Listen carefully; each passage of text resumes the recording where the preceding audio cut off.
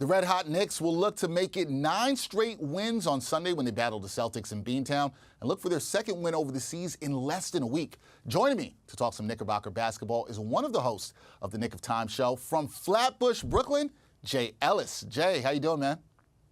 I'm feeling great, Dexter. The Knicks are riding high on this win streak. We taking care of some teams, Dexter. We taking care of the Brooklyn Paint Jobs, aka the Brooklyn Nets. We taking care of Miami. We beat the Celtics and we riding high. And shout out to Julius Randle, who had a phenomenal shot versus Miami. And also shout out to Ryan G, Elias Gabidio, Kathy, and Edson Shaw, KOT family. What's going on? Got to shout out the KOT family. Glad to always have you guys on here to talk some Knicks hoops. And look, we know Knicks Nation is very happy, like you said right now. And Jay, the Knicks, they beat the Celtics at home by 15 last Monday. What did you like about what you saw from the Knicks in that game against Boston?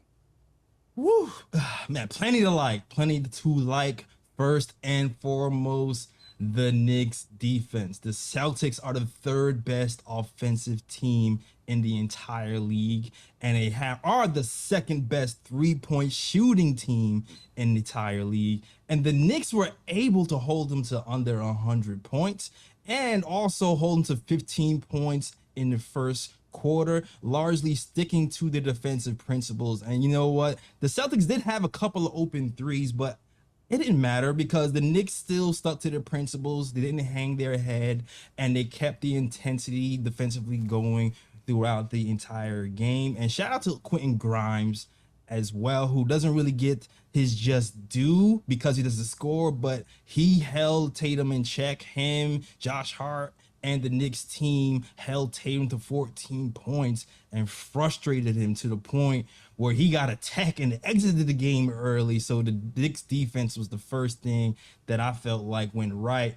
Second of all, the bench scoring. Knicks outscored the Celtics bench 44-29. Emmanuel Quickly scored 23 points that game, and he's really turned it around. For me, ever since the game RJ Barrett went down and Tiz went to that 9-round rotation, he really started to seize the opportunity and take advantage of his role. You know, Quickly has been scoring 39% from three since that RJ injury, and the three-point shooting has gone up. Also, Josh Hart has the highest plus minus since the All-Star break, plus 71. The spirit of John Starks lives within him. His defense has been great. His addition to the bench has been great. And the bench has actually been a net positive since Josh Hart has been here instead of a negative. Yeah, absolutely. All great keys for that win against the Celtics last Monday. Now, RJ Barrett, wanted to talk to you about him,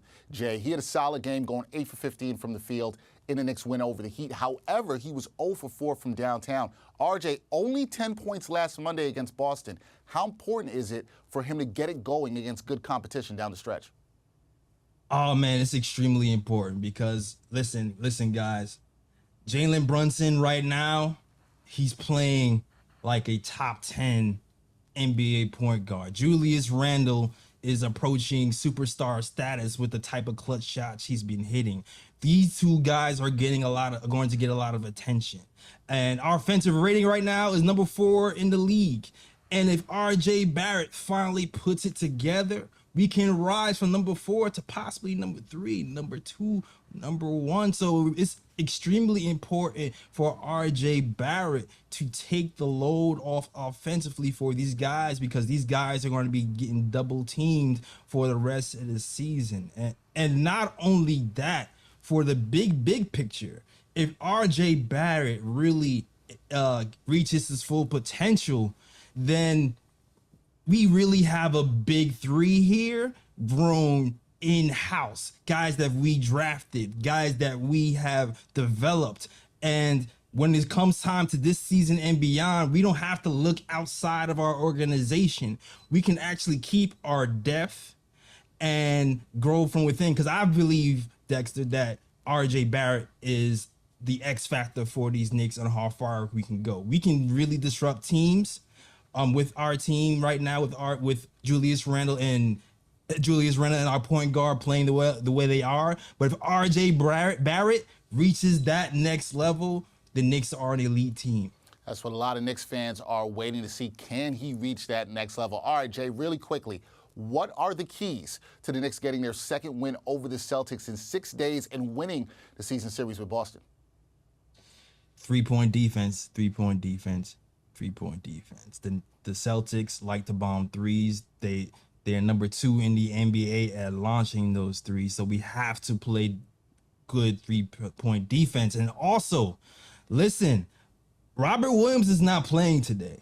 You know, Al Horford is going to be playing today. And realistically, the Celtics have played better with Horford at the center over Robert Williams. Plus 13 when Horford is playing, negative 16 when Robert Williams is playing. So we're going to have to guard that 3-point line with even more vigor today than we did in the last win. Also, Julius Randle has to continue to hit threes at a high clip. And our guys, our subsequent guys, and RJ Barrett and IQ have to be ready because the Celtics will double and they will force those guys to give up the ball. So our tertiary players have to be ready to catch and shoot and make plays for us to win. All right, there you go. Those are the keys to the game. Knicks Celtics Sunday night in Boston. See if the Knicks can win their 9th straight game. You know, Jay Ellis, the guys from the Nick of Time show, they will be all over it and watching to see. Jay Ellis, glad to have you on. Thank you for the time. We'll do it again soon. Absolutely, absolutely. Thank you for having me, Dexter. Hope to see you soon.